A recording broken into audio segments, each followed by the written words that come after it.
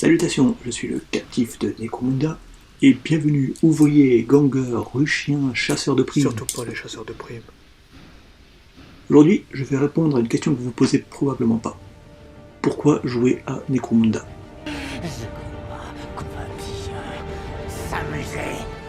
Dans un premier temps, nous allons définir quel type de jeu est Necromunda.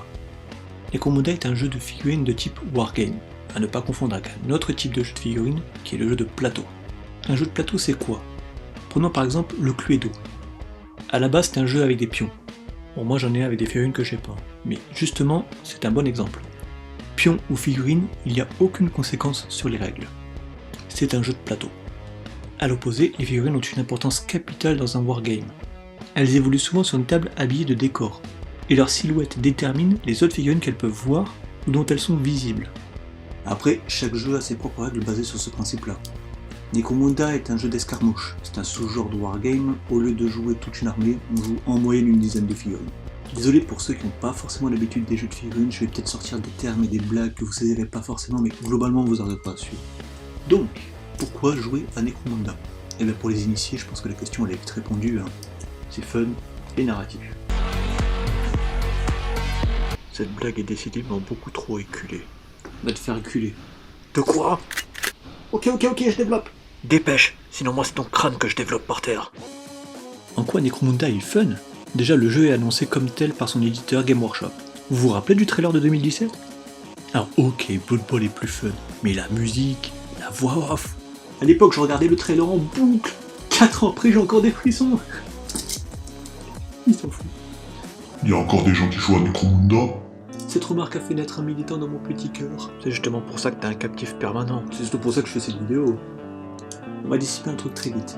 Si Games suit toujours un jeu, c'est qu'il est encore joué. Oui, ça veut dire que le Seigneur des Anneaux est toujours joué. Mais un jeu n'a pas besoin d'être suivi par Games pour être encore joué. Blood Bowl était encore très joué avant sa dernière version. Space Hulk, Mordheim, Battlefleet Gothic, ces jeux-là n'ont plus de nouveautés depuis des décennies, et pourtant il y a des joueurs encore très actifs dessus et qui réclament des nouveautés. Et des joueurs qui campent encore des versions précédentes de 40K. D'ailleurs c'est pareil pour Necromunda, il y a encore des joueurs qui sont à la V1. Et là je cite que des jeux de Games. Vous pensez vraiment que des jeux d'autres marques ne sont plus joués juste parce qu'il n'y a plus de sortie? Donc oui, la communauté française de Necromunda est encore très active, et elle survit à la disparition de la traduction française. Et la première règle est de ne pas en parler, donc je vais pas en faire tout un fromage. Mais de quoi tu parles? Bon, là je m'adresse aux joueurs de 40K et de Kill Team. Oui, vous. Vous pouvez jouer presque toutes vos figurines d'infanterie à Necromunda. Je m'explique. Bon, je détaillerai l'univers un peu plus loin, mais en attendant vite fait, Necromunda met en scène une guerre de gangs dans des cités futuristes miteuses. Il existe 6 gangs majeurs. Pour commencer, les Goliaths, c'est des grosses brutes épaisses génétiquement modifiées. Ils sont quasiment aussi grands qu'un Space Marine et travaillent dans des fonderies. Ensuite, les Usher, c'est un gang exclusivement féminin spécialisé dans les armes à gaz et à toxines. C'est redoutable en jeu. Les Horlogs sont des ouvriers polyvalents, on peut considérer leur profil comme l'équivalent du garde impérial à 40K. Les Vansar ont une technologie de pointe, mais leur santé est justement affectée par cette technologie. Les Kodor, des clodos fanatiques de l'empereur qui se prennent pour des custodes, très portés sur les armes incendiaires et les rats-bombes. Et les Delac, spécialisés en espionnage et équipements silencieux. Ils peuvent aussi inclure nativement des psycheurs. Il existe encore d'autres gangs additionnels. Un gang de chasseurs de primes dont les profils permettent d'avoir un gang très éclectique. Un culte Genestealer, le contexte de Cité Ruche est parfait pour eux. Les Enforcers qui sont les forces de l'ordre de la Cité Ruche. Mais ils ne sont pas à confondre avec l'Adeptus Arbites. Vous pouvez aussi monter un culte du chaos et le dédier à un des dieux du chaos. Vous pouvez même effectuer un rituel pour générer un enfant du chaos à partir d'un prisonnier d'un autre gang. Vous avez aussi les Corpse Grinder, un gang de bouchers cannibales, un gang entièrement composé d'ogrines, et récemment est sorti un gang de rebeux de la ruche. Et chaque gang peut inclure des brutes, des animaux exotiques, des mercenaires comme des cuistots, des cartouchiers, même des cerveaux-crânes et tout un tas d'autres choses. Vous avez largement de quoi adapter une figurine de 40K à un profil de Necromunda et même son arme. On n'est pas ultra regardant sur la taille des socles, mais on essaie de coller au mieux au profil. À titre personnel, je joue du Mechanicus en Vansar, des Ranger Lidar en Delac. Ouais, c'est fluff, hein, on en trouve en V1 dans les cités ruches. Je joue les Cawdor comme des Skaven. Je joue aussi un commando orc en tant que Goliath. Ils ont poussé le concept de camouflage autant que le peut un orc, en recouvrant leur peau de glaise beige pour ressembler à des humains. Mais au mieux, ils arrivent à passer pour des abhumains. Et quitte à utiliser des proxys, pourquoi pas utiliser des figurines d'autres gammes? Et sans parler de la possibilité infinie de convertir vos figurines, pour avoir des personnages complètement inédits. Pour expliquer vite fait, convertir une figurine, c'est utiliser d'autres pièces que celle qui est prévue à la base, voire aller jusqu'à resculpter certaines parties. Si vous n'êtes pas encore convaincu par tout ce qui est personnalisation de gang, ça va être difficile de vous convaincre. Mais j'ai pas encore tiré toutes mes cartouches. Puceau. On aime les tables très fournies en décor à Necromunda, surtout la verticalité. Et on n'est pas à l'abri de tomber de rebord en rebord si l'occasion se présente. Les décors peuvent avoir un vrai impact sur la partie. T'as des cuves d'acide, des barils d'essence, il y a même des règles pour des décors 40K comme les statues impériales. Et les scénarios sont vraiment fun. Par exemple, on nous propose de récupérer du matériel pendant que le terrain se fait progressivement inonder. Il y a des scénarios d'infiltration, de récupération de gangs captifs, on peut combattre de grosses créatures, il y a des PNJ qui interviennent, des petites créatures, voire même des plus grosses, de l'escorte de VIP. Il y a même un scénario où on se bat dans un bar et vos gangers sont bourrés et peuvent continuer de boire pendant la baston. Et là je vous jure que je ne fais qu'effleurer la variété des nombreux scénarios de Necromunda. Bon, avec les scénarios on vient de mettre un pied dans le deuxième argument qui est le narratif, mais osez me dire que c'est pas fun tout ça. C'est pas fun. Mais t'es drôle, dis-moi. Tu la connais la blague du Goliath qui rentre dans un bar et cher? Je sais, et c'est pas une blague, j'étais captif dans ce bar.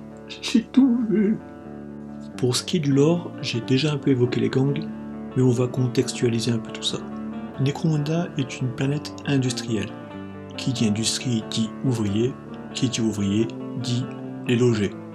Les cités ruches sont donc les zones d'habitation des ouvriers de Necromunda. Le truc c'est que les planètes industrielles se retrouvent souvent très polluées, à tel point qu'on ne voit même plus le sol. Et donc les cités ruches se construisent niveau par niveau pour à chaque fois être au-dessus de la zone de polluée qui augmente avec le fil du temps. Les zones inférieures sont généralement abandonnées. Et dans les niveaux les plus supérieurs, on retrouve les nobles, lutte des classes, tout ça.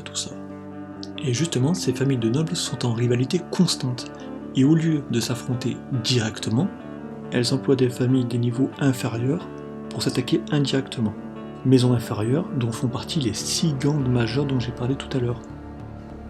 Et donc votre gang Goliath, que vous appelez par exemple les Têtes de Fer, fait partie de la grande maison des Goliaths. Si vous voulez vous mettre dans l'ambiance, je vous conseille vivement le film Dread. On y retrouve toutes les composantes de Necromunda.